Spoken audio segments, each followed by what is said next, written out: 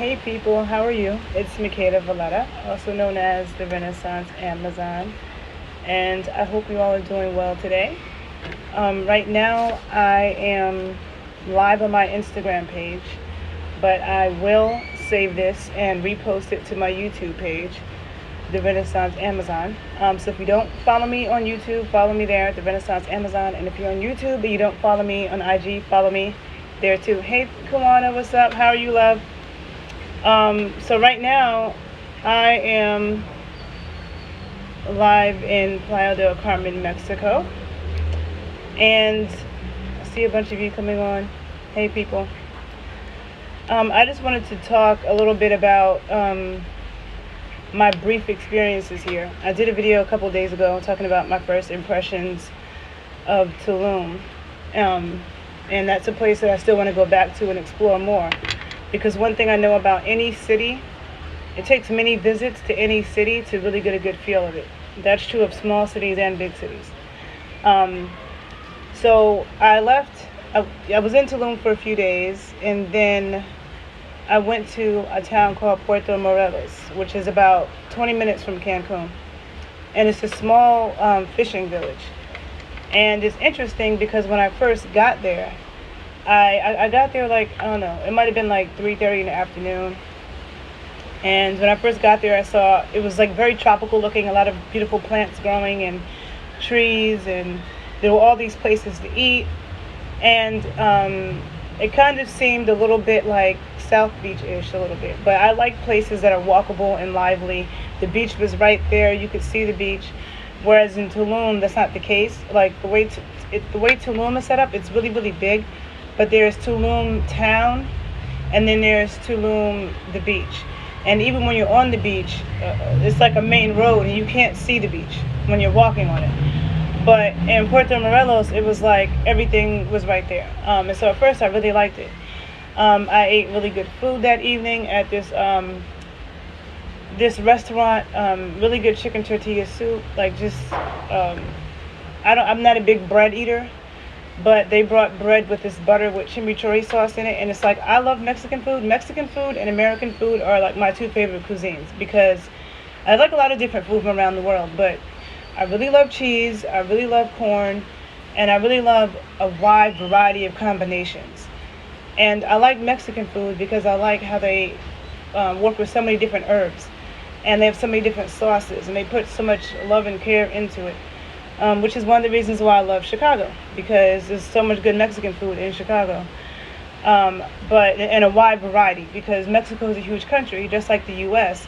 So even when people speak about American food varies greatly from what people eat in North Carolina versus Mississippi versus Seattle versus Maine versus Baltimore, versus Louisiana. Like, there's totally different cuisines that people eat in different parts of the United States. Same thing is true in Mexico, right? So me being a lover of good food, and especially Mexican food, that's just is good. But so the food was really good. So I liked it at first, and then like that first night, then I realized, the next day, that things there closed really, really early, right? So like a lot of restaurants by like 10 o'clock, 10:30, they're no longer serving food. It was very dead and quiet. And the other thing I meant to say is that one thing that was very unique about Puerto Morelos was the fact that they were constantly asking, first they're constantly asking me if I'm married, and I like in Spanish-speaking countries, I've come across that before, especially like if I'm, by myself, like, they don't. In America, I don't feel like men ask that question like that. But in a lot of Spanish-speaking countries, they do. So first, I didn't understand why they were asking that. And when somebody asked me that question, I'm wondering, like, are you going to act different if I am married or I do have a man? Like, are you going to, like, why does that matter, right? So I found that interesting. But then I came to find out that's like a thing there. That's a thing there. If they see a man and woman together, they're going to ask that question. If they see a woman alone, they're going to ask that question. I feel like they're going to ask you that question regardless, all day long. And it has, and when they ask that question, though, it's attached to like promotions that they're doing to go diving or zip lining or whatever. They're always, it's that's an interesting thing because I just felt like it was like overkill. But in Puerto Morelos, it's a lot of people, like local people that are selling their crafts and also selling tours to, or experiences to the cenotes, which if you don't know what cenotes are, they are, well, I talked about it a little bit in my other video, but they're basically sacred waters, sacred areas. There are thousands of them in this area, just in this area, this part of Mexico. But they have something to do with fallen limestone. I don't remember. Look it up. But they're unique, and you can tell. Sometimes they're like underground caves, and there are bats in them sometimes, and other kinds of wildlife. Very beautiful water. And so they offer a lot of like tours to stuff like that, and ATVs and zip lining, also snorkeling. There is very interesting wildlife, marine life in that area. So that's something that I would definitely come back and do. I didn't do it this time because I'm just here for the first time, kind of like feeling things out, getting my bearings. I stayed there for 2 days because that time was a little bit too quiet for me, where I'm listening to something on my laptop or playing music that's not that loud, and the dude next door who's actually from California kept knocking on my door. And you know what's so funny? He was like on the balcony doing like some Tai Chi stuff, and he seemed like he was really into meditation, but he also seemed highly bothered by every little thing. So I always find it interesting because I feel like people, I'm sorry, like no offense, this is just my observation, but I feel like people who are like overly obsessed with meditation, and meditation is great, but the people who are overly obsessed with the quiet meditation for hours, they get triggered pretty easily. Like, I'm like, shouldn't you be calm? Aren't you supposed to be calm? Like, why are you so bothered?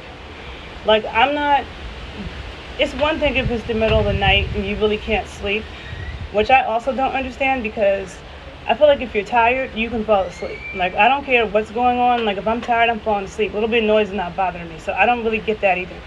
But in the middle of the day, people who are anal about noise, it's like, go take your ass into the middle of the forest because you share this earth with other people. So, like, that annoys me. And a lot of Spanish-speaking countries are very loud. Mexico, actually, I can't talk about Mexico because I'm only in this area. This area, well, now I'm in Playa del Carmen, which is kind of loud. But in Tulum and Puerto Morelos were not really loud. They weren't. But a lot of Spanish-speaking cities that I've been to are loud as hell. Havana, Cuba, and Santiago de Cuba is loud all night and all day. People are playing some music, and I don't mind it. And I don't mind it, especially if it's good music. So that's the good thing about Cuba, it was good music. In Mexico, it's not always good music. So that could be a little bit annoying. But I'm just saying, like, the noise, that doesn't bother me. But people who are overly obsessed with silence, like, the dude was mad annoying. So anyhow, and it was just, like, super quiet. Everything closed super early. There were, like, 2 bodegas that might have closed at 9. So that I didn't love about it. But it's interesting because Ro Marley opened up a, like, luxury hotel over there. Which to me makes me feel like maybe that area is going to be up and coming because a lot of people don't talk about that town yet. And so it's right next to it's right in between Cancun and Playa del Carmen. And then Tulum is down the road. All those places have been more commercialized. So I feel like that area might be up and coming. There is another side of town that I didn't go to. It's the more local side of town. And I would come back here and rent a car and explore more places. But, I would come back and maybe explore the local side. But I will say that, okay, so the way Puerto Morelos is, it kind of reminds me of South Beach, right? So anybody I know from Miami, they don't consider South Beach Miami. Like, if you talk to a Miami person and you told them you were in Miami and you were on South Beach, they're going to instantly tell you that's not Miami, right? So South Beach is very different than the rest of the city of Miami, And I recently just found out that South Beach actually is a different city. It's actually not a part of the city of Miami to begin with.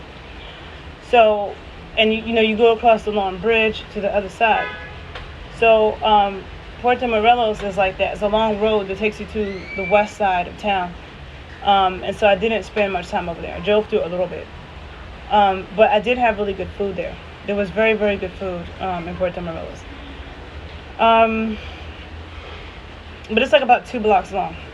And it's interesting because I saw like Eva and Cynthia from Atlanta Housewives walking down the street filming something. And I found it interesting that they were in that town because it's just like so small. But it's cute for a day. Now, I left there and then I came here to Playa del Carmen, which I wasn't really thinking about. Like, it wasn't on my radar of a place I really wanted to come to, but it's just that watching YouTube, it's like you could be watching a YouTube video about one thing and it leads you into other things. And so I discovered many places in Mexico that I would actually like to go to, because it's just like if you come to the United States. There's no one city in the U.S. that represents the whole country. LA, San Francisco, Chicago, Philly, Baltimore, New York, New Orleans, Miami, Houston, they're all totally different from each other. Totally different. And they all have unique things and dope things that make them that city. So if you just come to one city in the U.S., you can't think you know or understand or have seen much about the U.S. because you went to Dallas. You know what I'm saying? Like, there's no one city that just represents all of the U.S. So you have to go many places to kind of get a feel for it. And a lot of cities have different things to offer. So there are other places that I want to go to in Mexico, because one thing I will say is that, like my experience here, I feel like people here are good people. I already, had love for Mexicans. Even when I, sold my yoni eggs for years, I always preferred to get them from Mexico as over China, for example. I've always, they're good and bad people everywhere, but I've always got good energy from Mexican people. I'm not saying, like, of course there are bad Mexicans. There's bad and good in every culture, like I said. But being here, I do feel like people have, one thing I will say that I don't appreciate, actually. Now, I always respect people who are on their hustle. I respect that. But it's like, whenever I've come to a country in South America, Central America, the Caribbean, I'm not paying the same prices that I'm paying in the U.S., right? For things. And I feel like here, there are a lot of times that they want to charge you the same price that you're paying for something in the U.S., but it may not even be the same quality, number one. Like the horrible pedicure I got last night, right? Which was the same price I would pay in the U.S., right? To get a pedicure. But this place was a massage place. The massage was really good. And then it's like, oh, we do pedicures and manicures. When really, they really weren't nail people. They were massage therapists, right? And it's good to stay in your lane. So all of a sudden I'm getting a pedicure, and next thing I know that, my foot is on the dude's knee. Okay, so I'm sitting in a chair. He's the same, level as me, right? And I have my foot up on his knee. And he was cutting and filing my nails for like an hour and 15 minutes. I didn't understand that. It took 2.5 hours. 2.5 hours. And then there was no nail polish. So I said I wanted a French pedicure. And then he says, oh, what color do you want? He brings me a box of fingernail polish that had 3 colors in it. Blue, pink, and white. And I'm like, I want a French pedicure. Like, what do you... And then he's like putting these strips. I can't even... It's just such a long, crazy... It's just crazy. I don't understand how it took 2.5 hours to do a pedicure. And they didn't have any of the right equipment, So then I'm like an hour in, and I'm thinking I want to just say forget it, But then I'm like, oh my God. Then it starts pouring rain. So I'm like, well, I might as well just sit here now because I'm not trying to walk in the rain. When you get a pedicure, and they're going to paint your nails and stuff, they put separators in your toes. They didn't have that. He's fanning my he painted, my toenails, and he's fanning it with a towel, and stuff is flying out the towel. Then he takes a piece of paper and he's fanning it. Like, no, like, it was ridiculous, okay? But I paid the same. It would be different if I paid $5 for that. Then I might be upset, but it's $5. But I'm paying the same price that I'm paying in the U.S. And, like, what are you doing, right? Now, very good massages, though. I did get a good massage. And in Tulum and Playa del Carmen, the massages were also pretty affordable. Like, I saw a lot that were like $35 for an hour, $40 for an hour, depending on the kind of, and that's a good price. Massages is something that I want to do more. I don't do it a lot because they can be expensive, and I don't blame any massage therapist. Like, most Western massage therapists in the U.S. are going to charge $125, $150, depending on the city you're in, for an hour massage. I don't knock them for charging that, because being a massage therapist is a lot of work physically. It's physically draining. I wouldn't want that job. So it is a lot of work. So it takes a lot out of them. So I don't judge anybody for whatever rate they choose. But for me, like, I can't afford to spend that much on massages. So, like, a lot of times, and then I like really good massages. And to me, in my experience, Asians, because I feel like Western massage therapists, they don't massage your glutes, and the glutes are the largest muscles in the body, okay? The most powerful muscles in the body. They connect your upper half and your bottom half. You use your glutes a lot if you do shit in life, right? So, like, to not massage that is like a huge, important area that you're leaving out. And Western massage therapists don't do that. They barely massage your chest. They barely massage. It's like, the Chinese, not just the Chinese, because I've gone to Japanese and Thai, whatever. They all work your shit out. And, like, so if I don't want to pay $100-something and then you just dibble dabbled, right? When I could pay Asians $50 and they'll get all my shit. You know what I'm saying? And I feel like they know something about massage that I feel like every group of people has a certain, like, specialty. Like, we all have similar knowledge, but then, like, I feel like each group specializes in certain things. And when I say similar knowledge, I'm saying like every group of people in the world has dances. The Irish have dances, Native Americans have dances, people in Asia got dances, Africans got dances. Every group of people in the world, Aborigine, they all have dances for certain deities, for certain rituals. Like, everybody has that. But I think that the dances that descend from West and Central Africa, maybe South Africa, they are polyrhythmic. They have intense footwork. They have intense hip work. And it's on a different level to me than the dances from other parts of the world. Okay? That's my opinion. Like, when it comes to Asia, Europe, Native Americans, the dances are way more simple. The rhythms are way more simple. And, like, very,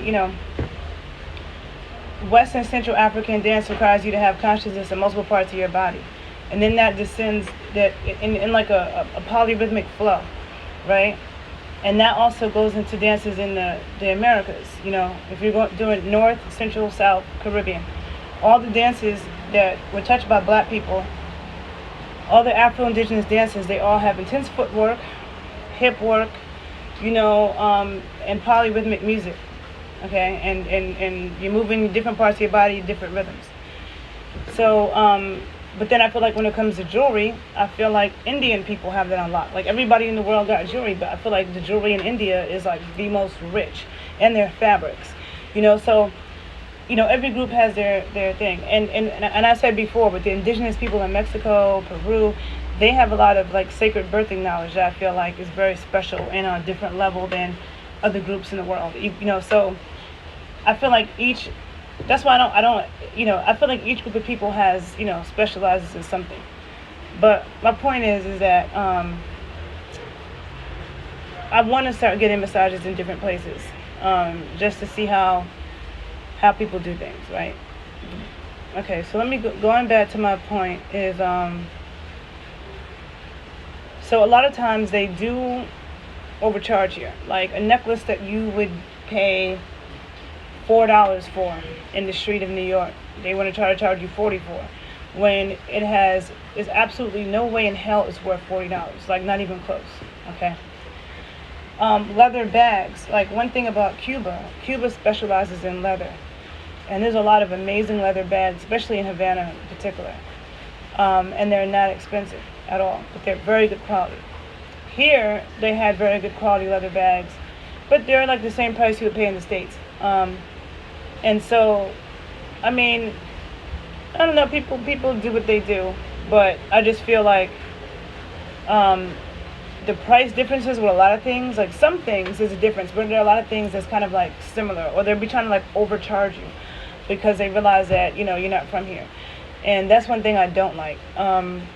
When it comes to taxis, you know, when it comes to taxis, there's no Uber here, and the good thing about Uber and different like apps like that is that you don't have to negotiate with cab drivers who are trying to rip you off and acting like they don't know where you're going. Because one thing about taxis here that I have seen consistently and is that they don't ever know where they're going. They never know the address. They don't have navigation on their phone. You have to help navigate the taxi driver. And to me, if you're a taxi driver, that is your job. That's like me teaching dance classes and expecting my students to give me their phone and have music on it for me to teach with. No, my job is to have that for my class. So how are you like, you don't know anything. You don't know where you are going or where anything is, and it's like down the road, and you don't have navigation. And you want to charge all this money. Like, that's annoying. So I feel like those are things that are a little bit, frustrating. And sometimes when people do that in some countries, the amount that they might be trying to overcharge you is not really that much on your end. Like maybe, it might be $1 or $2 on your end. But here, it's like way more than that. It'd be $10, $20, $30, $40 more, okay? $50 more than you should be paying. So that's one thing, and I haven't seen that in the places I've traveled. I haven't seen it spike up that high anywhere else like people try to do here. But so then, anyhow, I know I'm all over the place, but Playa del Carmen actually surprised me because I'd heard people talk about it.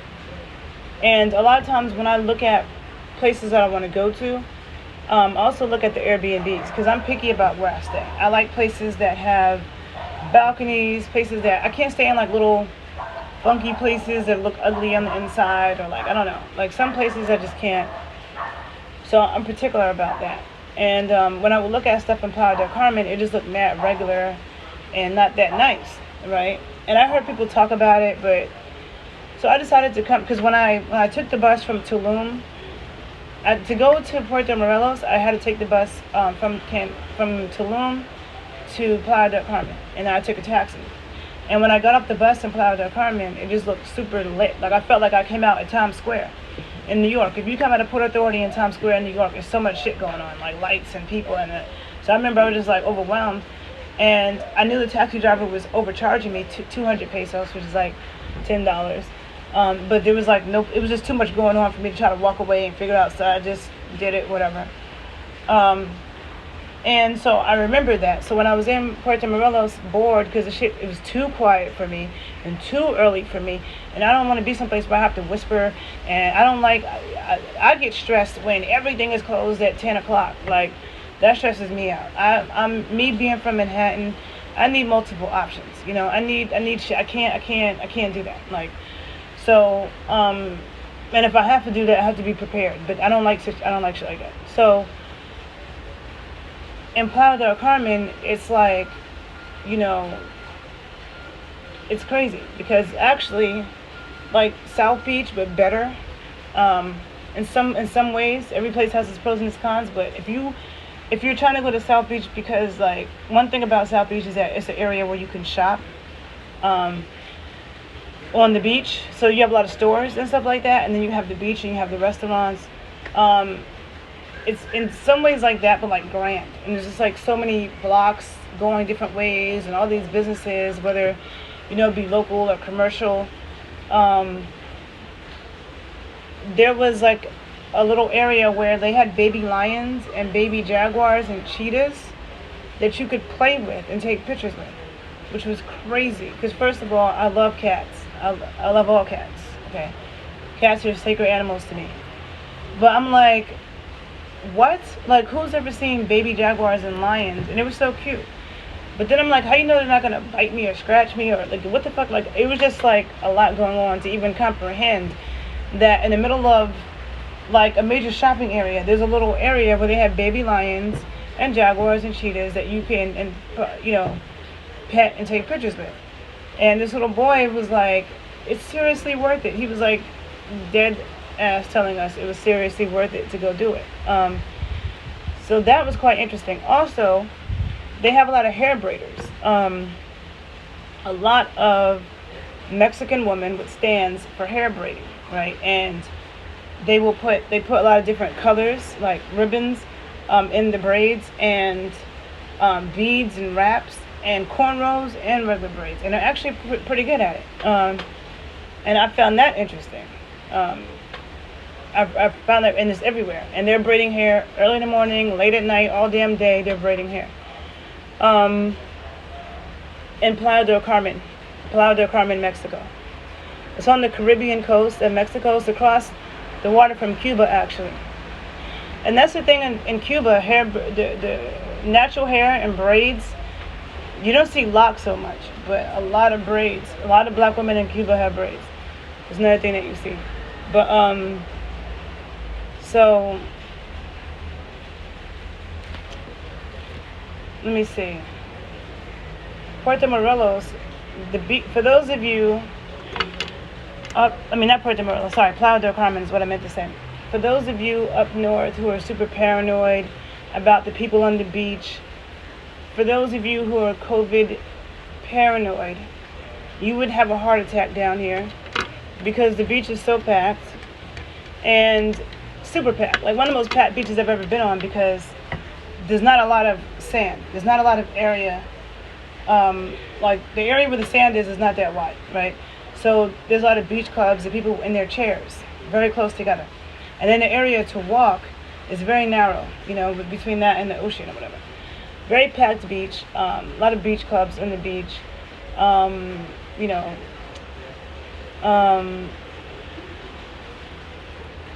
to me, it might have been my favorite. I might have liked that beach better than Puerto Morelos or Tulum. Now, I need to spend more time on Tulum beaches. I only went to the beach once in Tulum. Tulum's beach was wider. There was more area of sand. It wasn't as tight and as compact and tight as Puerto Morelos. But it's just that in Tulum, you really have to do a lot to get to the beach. And you really can't see it. Whereas like in Puerto Morelos and in Playa del Carmen, you don't have to do a lot to get to the beach. It'll be like right down the street. You can see the water. It's beautiful. So in terms of that, it's a lot easier. And Puerto Morelos beach was I like this beach. Anyhow, what was the other thing I wanted to say? Playa del Carmen. Yeah, you want to go to Tulum Jungle Gym? So do I.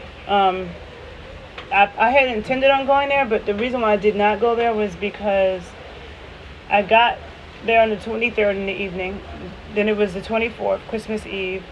That day I went to the beach, because in Tulum, and probably especially because of the holidays, but in general, Tulum is like more expensive. That's the most expensive part of Mexico. So taking taxis, like taking a 20-minute taxi might cost you $20. Like it's really expensive. I'm like, this shit is more expensive than Ubers in the United States. Like the amount of money you have to pay for taxis in Tulum. So, and then you could rent a car, but then you couldn't even park over there. Like it's just crazy. But so that's the reason why I didn't go, because like the next day on the 24th I woke up late. I woke up like 11:30, then I had to eat and do all this stuff, and then like I was staying in the jungle, so I couldn't just get a taxi easily. I had to go find a man to go call me a cab. That took 15 minutes. So it was just like you couldn't move that fast. So I only went to the beach that day. And then the next day was Christmas, and I would have gone to the gym, but then they told me, oh, taxis are going to double their rate on Christmas. So that means I'm not spending $80 to go to the beach and back, right? So I didn't go that day. And then on the 26th, I think it was cold or something, there was some reason why I couldn't go. So I didn't make it to that gym. And I do want to go back to Tulum, and I do want to work out at that gym. Tulum I definitely am going to teach a workshop there. It is a place where people go who are really into health and wellness.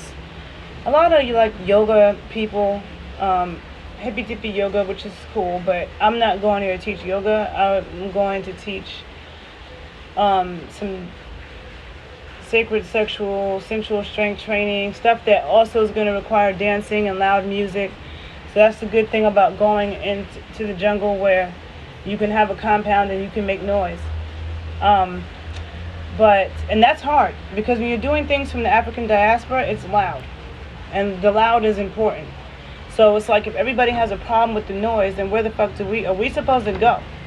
Because that's the problem with New Orleans right now. All the people who move down there, they have a problem with the noise. The noise is a part of New Orleans. The fact that you have musicians outside doing what they do, the fact that you have random second lines happening at 5, 6 in the morning. Like when I've been in New Orleans for the Maafa Festival, many, many times, there's an ancestral festival that happens in July, same time as Essence Fest. Black people that go there for Essence Fest usually don't even know about this. But it's like at 6 in the morning, people are meeting in all white at Congo Square, very sacred space in New Orleans, very sacred space in the African diaspora, especially in the Americas. And then they walk around, there's people drumming and singing, like they walk around to different sites where there are slaves that were buried under this land, or have some type of sacred history when it comes to our history. But a lot of them are sites where there was either slaves held or buried or something, right? And there's somebody who actually shared the same name as me, Makita, who's an amazing singer from New Orleans. Like a lot of times she would be singing at these sites, and it was loud. And it started 6 something in the morning. The police protect it. And the white people in New Orleans, they see it, they don't know what to do with themselves. They're always excited by it. But you're not going to get quiet. If you want quiet, don't come here, right? The neighborhood that I'm from in New York is loud. That's what it is. You know what I'm saying? Certain cultures are loud, and that's an important part of our culture. There's medicine in that. There might be medicine in your silence, right? But that's not medicine for everybody, and that's not what everybody needs all the time. And when you're dancing to drums and shit, it has to be loud. Then you feel the vibration. It's different, So trying to find a place to teach where people aren't going to be complaining about the noise is also a challenge, right? So that's the reason why I would teach my workshop there. But Playa del Carmen, though, if Playa del Carmen had the compounds that Tulum had, I would actually want to do it here. Because Tulum is also more quiet, though. It's not loud like this. Playa del Carmen, and the yoga people sometimes are the ones that be anal about silence. I'm not saying all of them are like that, but a lot of times they can be. But when I was in Tulum, I did hear somebody having it sounded like there was a rave, because it was really quiet in the jungle. But it sounded like there was a rave going on till like 6:30 in the morning, and it was horrible sounding music. It was horrible sounding techno. Like, I really don't mind loud music when it's good, but that shit wasn't good, but it was loud. So I figured that you could be loud in the jungle. But Playa del Carmen reminds me of New York, like Manhattan. I went out last night like 1:30 in the morning. There's food everywhere. Like, you can find good food. There's people outside. Because the New Yorker in me... Wait, hold on. So are you from New Orleans? This person who made this comment about you knew New Orleans was going to be way different than it was before Katrina. Let me know if you're from New Orleans, because for me, I'd never been to New Orleans before Katrina. My first time coming there was 2007, right?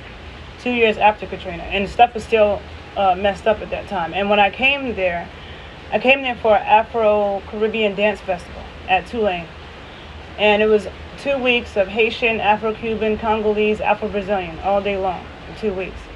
But that weekend prior, we had to do a weekend on New Orleans traditions, and they taught us about all the different traditions from New Orleans.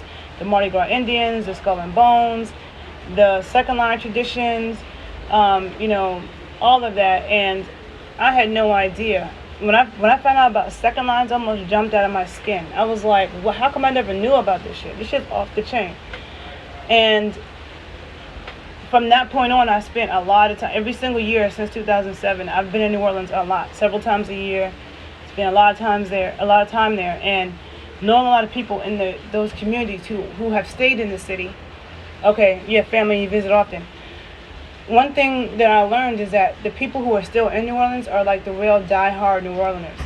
Every city has its die-hard people. They're never going to leave, and a lot of the people who have stayed in New Orleans are some of the most die-hard, and because of it, there's a lot of money that has been put into preservation of certain traditions, right?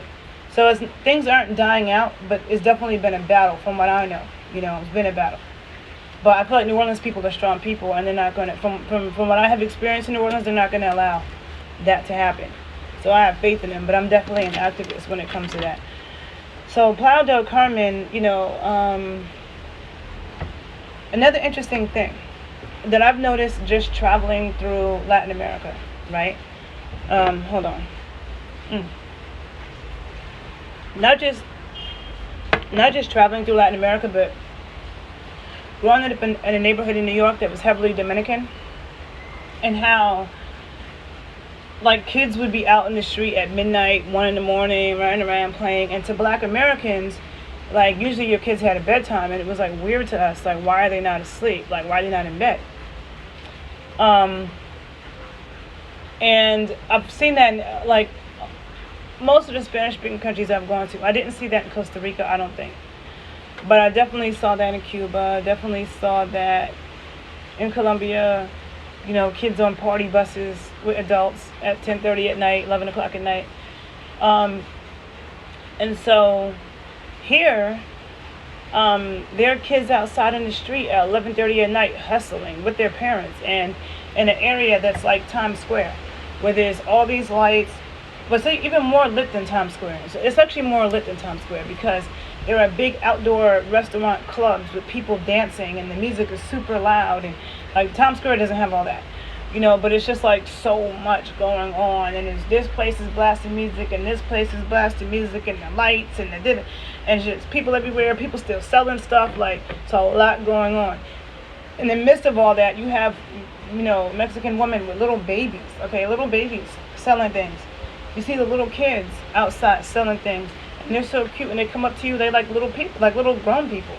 And they don't even look tired, they don't even look tired. And I'm just like, what? Like, and then it's crazy. So that's the thing that's very interesting as well. I haven't seen any homeless people. I don't feel like I've seen any homeless people. I have not seen any homeless people here, or in Puerto Morelos, or in Tulum.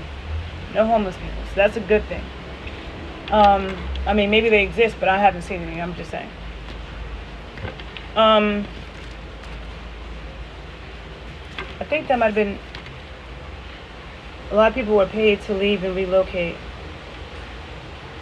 Yeah, I know a lot of people from New Orleans that moved to Brooklyn, and other places, and people who came back. And New Orleans is definitely a special city, and the same thing like my city, New York, in Harlem. Like, I feel very passionate about Harlem, and people can say that Harlem has changed, but like, I feel like, yeah, it has, but in a lot of ways it hasn't. There's still a lot of amazing Black Americans in Harlem. There's still a lot of, like, areas that are, to me, the same way I remember them being. Every place is going to change. No place is going to stay the same for 20, 30, 40, 50 years. No place on earth is going to stay the same. Playa del Carmen wasn't like this 20 years ago.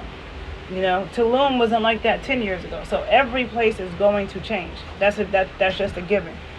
Okay? But to me, Harlem is still a Black Mecca. And New Orleans is still a Black Mecca. And Chicago is still a Black Mecca, even though a lot of Black people have left Chicago and gone to Atlanta or to New York or to Miami or to LA. Or Arizona. There's a lot of Chicago people go to Arizona too. But there's, still Black Mecca, still very important stuff happening in the Black community. Very important Black history. Very important Black people who are still holding on to and still building in Chicago. So, so those of us who are from those places and are passionate about it, you have to just keep doing the work and be persistent. And not letting, that where you're from is going to change, but not letting it change so much that people never knew that you were there. Because that's what happened in Fort Greene, Brooklyn, and Clinton Hill, Brooklyn. To me, if there wasn't a mural of Biggie and, on Spike Lee's studio, I wouldn't be able to tell that Black people ever lived there. That area is super white now. But Harlem is not like that. There's still a lot of Black people. You still go to 125th Street, it's still going to be 95% Black people. And a whole bunch of Black people up and down the street. Still people selling shit, talking shit. There's been like that my entire life and before I was born. You come to my neighborhood, there's still gonna be people speaking Spanish all day. Yeah, you see white people, you see Asians, which you didn't see when I was growing up, but they're not the majority. There's still a majority of brown people, and Spanish is still dominant. So, I mean, you go to Fort Greene and Clinton Hill, and it's not like that. I don't see, when I walk down the street and I look in those brownstones, I don't see any black people. Okay? The black people might come over there and hang out, but it's not anything to me recognizable like what it was. So to me, you have to be persistent enough. Enough people have to stay around and be persistent to make sure. Because when you run away from your city, then you can't do that. Then you contribute to the decline as well.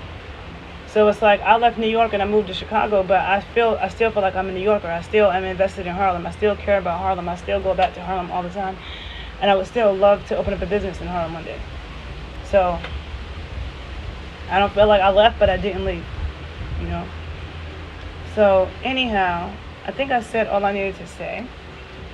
I'm